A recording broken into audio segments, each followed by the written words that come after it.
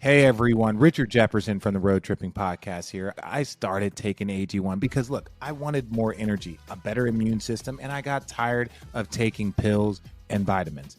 I wanted to see what all the hype was about, and now it's obvious. Every scoop of AG1 from Athletic Greens tastes great, and it helps me to feel my best in the morning.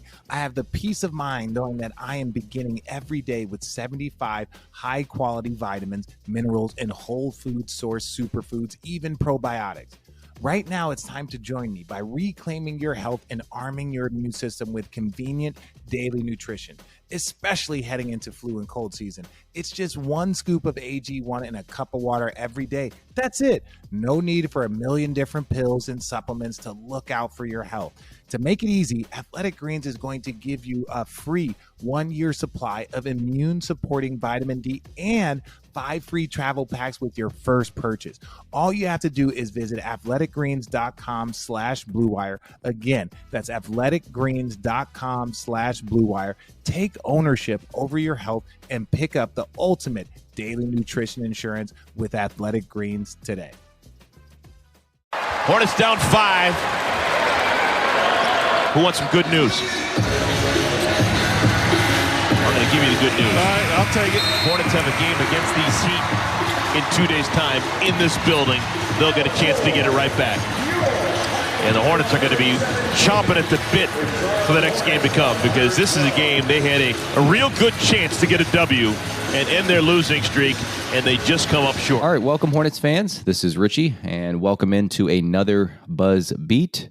We are recording this on a Friday, and I'll be joined by the full crew here today. We've got Spencer, we've got Lee, we've got Brian, all joining me today on today's episode. We are going to briefly highlight the game against the Heat from last night, take some questions from our Substack chat, and just chat about the season so far, as the Hornets have lost, 7 straight, guys? 7 straight games. So number 7. However long I've been back in America. That's right. The this team was 3-3 when I was gone, and here we are. So yeah, the kiss of death. Also, with this being on Twitter Spaces, we will take any request as well. So we're going to jump into this just because we've got some things to get to. The Hornets lost by 5 in overtime against the Heat. With this loss, Hornets are now 3-10, which actually puts them in last place in the East. Played a little bit better in the second half, specifically in that fourth quarter when Jimmy Butler had to sit. But overall, the game, we're seeing some of the same things with them in terms of their downfalls. Also some questionable calls too, but this loss was a whole lot bigger than just that. I want to try to stay as positive as possible and kind of keep these observations short. I'm going to start with Mason Plumlee, and then you guys can just kind of run with it from wherever you guys want to go. I actually thought Plumlee had a all-around game. I don't know if you guys saw the stat line that was tweeted out by Hornets PR today. 10-plus points, 15-plus rebounds, and 5-plus assists, and 100% shooting from the field was the second time that he's done that in his career. And only 2 other players in NBA history have done that, Wes Unseld and Chamberlain. So he's in good company there. It's just, those 3 just go so well together. When I think of Plumlee, I think of those 2 as well. But yeah, definitely. I just think with all the deficiencies that we do bring up about him, I just wanted to highlight the good when they do come. And I think one of the biggest reasons he's on the court is that he can make difficult passes when needed. He had a nice give and go with PJ in the fourth quarter where the angle was just tight and he had to split it between a couple of limbs. So there are times when he's on the court where you just kind of shake your head and just wonder why he's out there. But between his rebounding, his DHOs, his off-ball screening to free up shooters, and just his overall willingness, like I just mentioned, to pass to those cutters, keeps him on the court. So I'll end it on that and pass it to Spencer if you just wanted to piggyback off of that or take this in any other observation or direction that you want to. Yeah, I mean, Plumlee has been good this year. I think he's been improved so far, really, from last year, specifically offensively. I mean, we've talked about it already this year, but Hornets are running a lot of their offense, through him at the high post. I think he's been really decisive. He's built a nice chemistry, especially with, I think, Kelly Oubre. I mean, last night had a really nice backdoor baseline cut and look like what was a predisposed play, drawn up play. So I've been pleased with Plumlee. Like, my thing is just I don't need to see this much of him on a team that's – I don't need to see him play 39 minutes a night on a team that is clearly not going anywhere, and knowing that we have Nick Richards, who's blossoming into a really nice player, like potentially a starting center in the NBA kind of player. That's probably debatable, but Richards has been the brightest spot to me. Maybe you could argue Dennis Smith Jr. this year too, but I just like, can we not just try to end some games with Nick Richards? Like, just tap into the advantage on the offensive glass. No, he's not the passer, the playmaker that Plumlee is, but you're going to get a huge net positive you're going to get a positive on the defensive end. And I think you're probably going to find that you get a net positive on both ends, giving Richard some of these clutch minutes over Plumlee. But, saying all that at the same time, I'm not surprised. Steve Clifford is he's going to platoon his guys every night basically the same way. The rotations and the minute allocation, and when the subs happen, it's very opposite of a guy like James Borrego, where you're going to try new things a lot. Clifford's rarely going to try new things, i.e. PJ Washington not getting hardly any minutes at the 5 this year. We can talk about that later if you guys want to. But yeah, look, Plumlee's been fine. He's been nice. Like, I'm kind of hoping that the team is going out of their way to tweet out these positive stats about Plumlee to just make the world, hey, realize this trade value. We're not trying to get him. This isn't all-star propaganda. This is trade value propaganda. So that's good stuff. He's been good. I mean, I actually was thinking the other day, like, the Clippers could really use a guy like Plumlee, I think, with all those wings. I was just kind of like workshopping some trade ideas, but I think the way he's played, there's going to be some teams raising their hand for that expiring contract. I agree. Like, the Clippers, once upon a time, maybe they still do, kind of like made sense as like a Rozier destination, but I think they also emerge as a place that you could consider for Plumlee. Like, they need a center, they need a backup center, which I really think is where Plumlee is like most suited for. And given how that offense can get just like a little stagnant and get a little ISO heavy, you put a guy like that can give you some screens, give you some dives, give you some passing, some playmaking from the elbow. I could see him actually having some appeal for them. As far as Plumlee goes, I'm just like surprised how much they're playing through him at the elbow. Like, it's so much. It was already a lot. And then with Hayward out, like, it has become like quite possibly the last couple of games, like the most used way of like kind of like initiating offense. Like, they've really tamped down on like the guard to guard screens. They've tamped down on the like wing pick and roll. I mean, you're getting some of that from Kelly, but without Gordon, that's way down. So the chin ball screens that they run so much, like that's kind of gone. They do some movement stuff for Rozier, but so much of this stuff is throw the ball into Plumlee and either freelance cut off of it, or they've got some design calls like the one that Spencer mentioned earlier, where they throw it to Plumlee at the elbow out of a little Hornets look, and Kelly walks his guy up and then goes back door. But also there are times, I mean, they're running like literally like Princeton offense. Like these are like Princeton fundamentals where they throw it to Plumlee at the elbow. They've got two guys in the strong side corner. One guy sets a down screen. Like, this is straight Princeton fundamentals in terms of. It's like you're watching East Chapel Hill High School. Yeah, it's really East Chapel Hill High School, and they just happen to have like one big guy that's going to go play at Elon or whatever, and they're just letting that guy be the hub for them offensively. A nice mid-major forward, Yeah, and I get it, because one, they're lacking some of their key guys in terms of half-court creation, but I think you've also seen like switching schemes have taken them out of their stuff. In several of the games earlier in the winning streak, that was like the Sacramento game really like stands out, but there was one or two others. And so if you play through the elbow, you make that a little bit more tough. You can randomize things, you can scramble it a little bit. So I get the vision. It's just like there's a pretty hard cap on it, in terms of like how good it can be.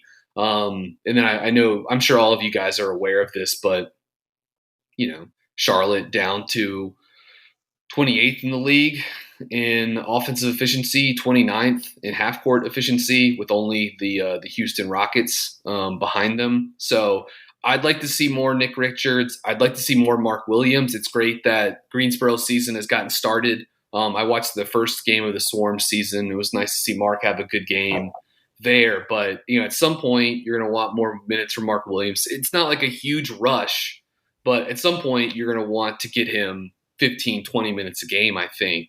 And of course, it would be nice to see more PJ at the 5 minutes. Like, it's something they've really only dabbled in.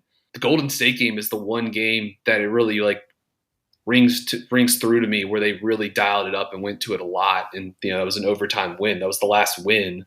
But according to Clean the Glass, just 54 possessions of it this season.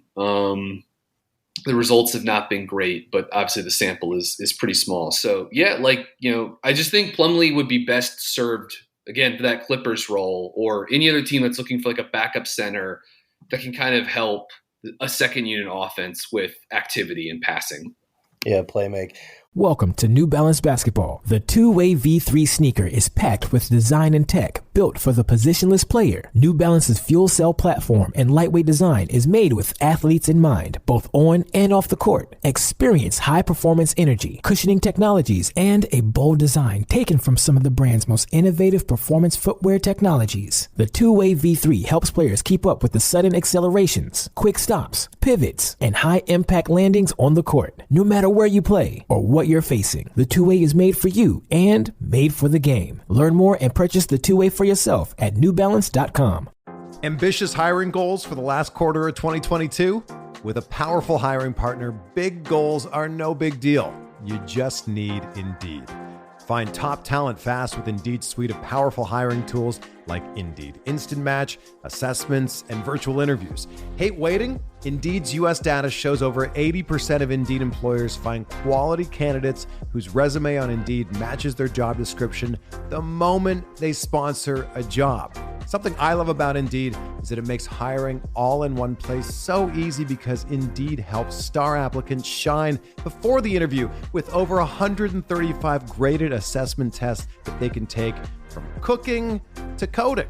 Start hiring now with a $75 sponsored job credit to sponsor your job post at Indeed.com/Blue Wire. Offer good for a limited time. Claim your $75 credit now at Indeed.com/Blue Wire. That's Indeed.com/Blue Wire. Terms and conditions apply. Need to hire? You need Indeed. Well, in talking about the minutes around Plumlee too, and maybe this is a little premature, and I love Jalen McDaniels, but can we just get 5 Kai Jones minutes at 4 per game here? Is it 3 and 10? We're still going for it, maybe, I guess. Just a touch. Can we just see something? I don't know. So this is the whole Steve Clifford meets a team that sucks and is obviously going nowhere. Clifford's going to stick to the script which is fine. That's fine. That's part of what I love about Clifford. But in this situation, the context is, let's get as much of the youngsters out there as possible. You're not going anywhere. Management needs to – we got to see some Kai Jones. We traded away a first-round pick. Yeah. He has to play. He might suck, but he's got to play. Yeah, they give Thor some token minutes every game, at the backup four, but it really feels like they're just – JT has some nice moments, but there's not something he brings on a consistent basis. But he's still going to get those allotted minutes. At this point, it does feel like that. It will be interesting. Maybe we can talk about this more later when we're kind of going on the what road the team is going down. But just when it becomes time to start playing some of the younger guys, which is sooner rather than later. Versus what do you do? Bringing LaMelo back, bringing Gordon Hayward back. Yeah, I do think I guess you just bring those guys back and just play or whatever.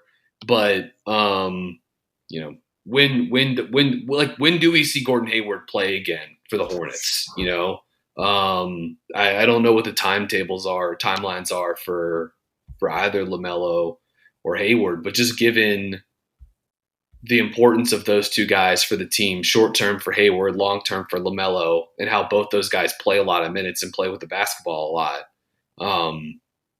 It could make sort of like the short term, like how the rest of the season plays out, be kind of interesting, because it's just you're now all of a sudden I think you have competing timelines basically, even if LaMelo is attached to all of it just because of he's the team's best and youngest player.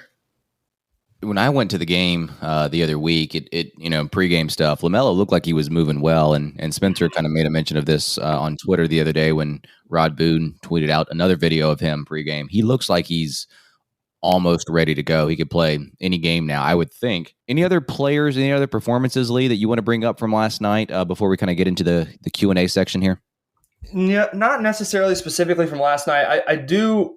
It is nice to see McDaniels have a nice shooting night. He was in a bit of a slump there, but like I've tweeted about it a couple times. I mean, he started the season so like blistering hot from three. Like he was literally at like 65% from three after 4 or 5 games. So he was due for kind of a mean regression. But, we're 13 games in, right? Yeah, 13 games in, and he's at 40%. Like, I don't necessarily expect him to finish the season there, but if McDaniels can settle in as like a 37, 38% three-point shooter on almost 4 attempts a game, I think that is a very nice spot for him to be in with all the other like active defensive stuff that we talk about all the time on this pod. And then the only other thing I was going to just bring up like super quickly, and then we can get to the speaker request before we move on to the other Q&A. I just want to talk about the defense for like a quick second because, so like eye test wise, I think it's pretty obvious that this is a more like organized professional defense under Steve Clifford. The shooting profile they're allowing to opponents is I mean, I know it's still a small sample size, but it's better than it was under Borrego. I mean, under Borrego, teams were just at the rim and shooting open threes like pretty much the entire time. So they are allowing a less attractive shot profile to opponents. And they are protecting the rim at like an above average clip right now too. And honestly, like the personnel, I mean, of course you make the argument that Dennis Smith Jr. brings like point of attack defense to a roster that hasn't had it in like, I don't know, like a decade. I don't know, like ever basically. But like you also haven't had Cody Martin. So you can kind of make an argument, either way for the personnel. So I do think it's impressive what Clifford has done with this defense, although the offense is obviously just putrid. We can't blame that on him just yet because of the injuries, but it will be interesting to see, like, can the offense get to 20th when like all the guys are back? Like, let's see. And then the last little thing I was going to say is the Hornets are number 1 right now in opponent three-point percentage. So like some of that should be that, the defense is better, but some of that is luck. So like, I'm just a little cautious here because the Hornets haven't exactly been like dinged from the three, like they may be, moving forward. So, not to end this segment on a pessimistic note, but we could get like absolutely dotted from three over the next 2 weeks or something. I wonder if the bigger, stat to look out for in terms of 3-point or opponent 3-point percentage is terms of like contested looks. I wonder totally how often we're contesting those looks. 100%. Right. And so 100%. if they're uncontested and they're still the top of the league, that seems to be a little bit more lucky. All right, we do have a speaker request real quick. AJ, go ahead and unmute and give us your thoughts. Yeah, hey guys, appreciate you having me on here. Yeah, quick shout out to my brother out there, Laser Glaciers. We call ourselves the Buzzbeat Brothers. So we've been getting in a debate recently. So hoping you guys can help clear some stuff up for us, hopefully. Yeah, go ahead. So question is, I personally don't feel LaMelo resigns here. I just don't see a scenario where he takes a look at the past few years and he says, yeah, I'm going to commit my future to this franchise. So my feeling is that we avoid a Kemba situation and we look to trade him. But my brother is saying definitely don't do that. I know you guys had a guy on a listener on a few weeks ago, and he said LaMelo's more of a ceiling raiser than a floor raiser. And I think that hits the nail on the head here. So my question is, do you realistically think the Hornets look to move him And what kind of haul would you expect if you do think that they can look to trade him here? Well, the Kemba situation, because we talked about this before when we first started our podcast about 5-6 years ago, and the Kemba situation was a little bit different because he wasn't on his rookie deal when we started talking about this, right, Spencer? It was that second deal when he was kind of aging a little bit more. So I do think that I don't know where this narrative is coming from or where the chatter is coming from in terms of that specific point of view from LaMelo. I mean, it very well could be a situation where he is a little bit frustrated with the team results and stuff like that. But there's been a lot of coaching changes, a lot of injuries, a lot of factors that have played into the performance of this team. I don't think that the Hornets would do that. I don't know. I don't really have strong thoughts about it, but I know that there's like whispers out there that LaMelo's headed for LA. Like he wants to get out of Charlotte and get to LA. But I just don't know. When you luck into a guy like this that they did with that lottery, like, does it make much sense to get off of him? And sure, yeah, I mean, he could bring back a good haul, but I just don't see how you do that. I think when they get off these contracts like Gordon and Plumlee, then you start to build around LaMelo and kind of go from there. I guess the biggest thing is like, does LaMelo have the patience to kind of sit through this? And I guess probably that's what AJ is getting at here. Well, I mean, there's never been a player in the NBA to turn down the Supermax extension, which LaMelo will be eligible for soon, and he's not going to turn it down. We've seen some guys. I think Zion kind of flirted with this. Porzingis flirted with this, if you'll remember back in the day. But none of these guys actually take the qualifying offer. So, yeah, I mean, it's certainly not on his rookie deal, AJ. I mean, it benefits the team and it benefits LaMelo to get that deal done. And then they want to trade him afterwards, that's fine. It can come then. And that's even better for Charlotte to trade him on a second contract, Supermax contract, because of the salary matching, everything you can get back for that. You trade him on his rookie deal, what are you getting back? I mean, I guess that would be a picks kind of haul. So you want to get him on the large number first. And then the other thing I would add that I think Charlotte fans need to just keep in the back of their minds, this new TV deal that's coming is massive. The salary cap's going to explode. Player salaries, BRI, they split it with the owners 50-50. Player salaries are going to go out the roof, which also means these valuations of teams is exploding along with all of this. And depending on who you listen to, who you read out there, there are some owners that are starting to toss around the idea of putting their teams on the market or at least listening. And I wouldn't be blown away if Michael Jordan is one of those owners. So why does this relate to LaMelo? If Michael Jordan were to sell this team, not having LaMelo on the roster, I mean, that hurts the valuation of this franchise big time. He wants LaMelo around to get max return on that. I'm not saying or even predicting that Michael Jordan would sell the team, but if he were one of those owners, because there are some out there right now sniffing around, I wouldn't be surprised at all. Yeah, and the only thing I think Spencer makes the most pertinent point. Like, I'll preface this by saying I don't disagree with AJ's premise. Like, if I was in LaMelo's shoes, I would probably be a bit frustrated too with this kind of like the roster management and some of the decisions that have been made. That being said, I think Spencer's point trumps that. LaMelo is going to sign the extension just like every rookie does. He's going to get his money locked in, and then he's going to demand the trade later if he's pissed. So I think that's the only thing you're off on, AJ. I think you're just off on your timeline. I don't think you're necessarily wrong to infer that LaMelo might be looking around saying, is this really the franchise I want to like hook my wagon to? The only other thing I would say from Charlotte's perspective, like, you don't trade a 20-year-old playmaker that just led you to a top 10 offense. Like, you just don't do it.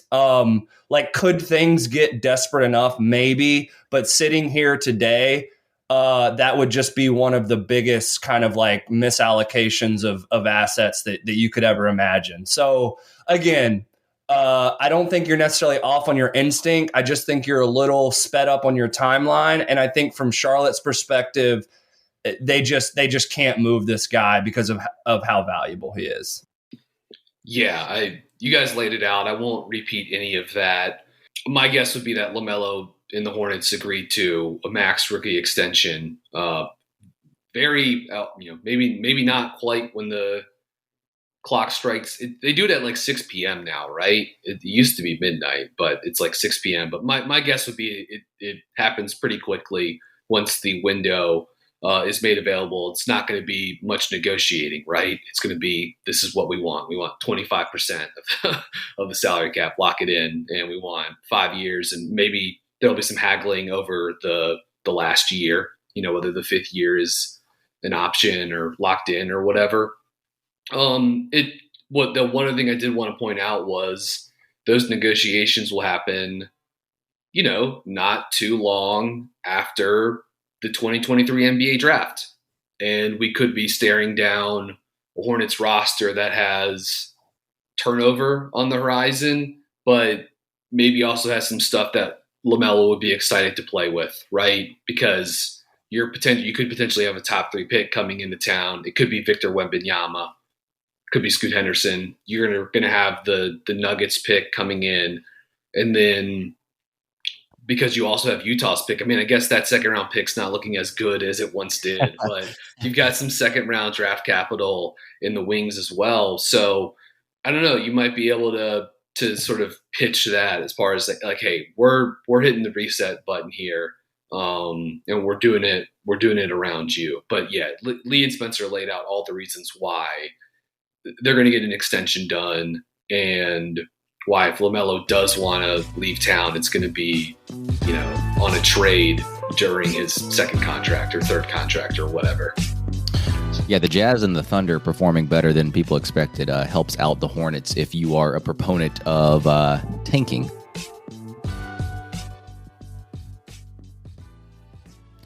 All right, we're going to go ahead and wrap here for this podcast. The full episode is available to our BuzzBeat Plus subscribers, and they had a chance to listen to it yesterday on Friday. And that is one of the perks that comes along with BuzzBeat Plus. You get ad-free episodes, you get early access, and you get exclusive content. So they get the full 50-minute episode. If you would like to know a little bit more about that, how you can get your hands on some of these episodes for $35 a year, along with those other perks, visit buzzbeat.substack.com, and that will have more information. At the very least, just put your email in there, and you guys will get the constant emails about the episodes that come out. And you'll soon realize that you do get these episodes early, and you'll start to see episodes in your inbox that just may not make it over to the public feed. So we appreciate all the support so far, but if you wanted to support us a little bit more, again, visit buzzbeat.substack.com. So we will talk to you guys later. Go Hornets. Take care. Football season is underway, so now is the perfect time to download FanDuel, America's #1 sportsbook. Because right now, new customers get a no-sweat first bet up to $1,000. That's free bets back if your first bet doesn't win. Just sign up with promo code BLUEWIRE. FanDuel is great because it has all of your favorite bets, from the money line to point spreads to player props. The app is safe, secure, and easy to use, and you get your winnings paid fast. So sign up today with promo code BLUEWIRE for your no-sweat first bet. Make every moment more this season with FanDuel, the official sportsbook partner of the NFL. 21 plus in select states. First online real money wager only. Refund issued as non-withdrawable free bets that expire in 14 days. Restrictions apply. See terms at sportsbook.fanduel.com. Gambling problem? Call 1-800-GAMBLER or visit fanduel.com/RG in Colorado, Iowa, Michigan, New Jersey, Pennsylvania, Illinois, or Virginia. 1-800-NEXT-STEP or text NEXT-STEP to 53342 in Arizona. 1-888-789-7777 or visit ccpg.org/chat in Connecticut. 1-800-9-WITH-IT in Indiana. 1-800-522-4700 or visit KS Gambling Help in Kansas. 1-877-770-STOP in Louisiana. 1-877-8-HOPE-NY or text HOPE-NY 467-369 in New York. The Tennessee Red Line, 1-800-889-9789 in Tennessee. 1-800-522-4700 in Wyoming, or visit www.1800gambler.net in West Virginia.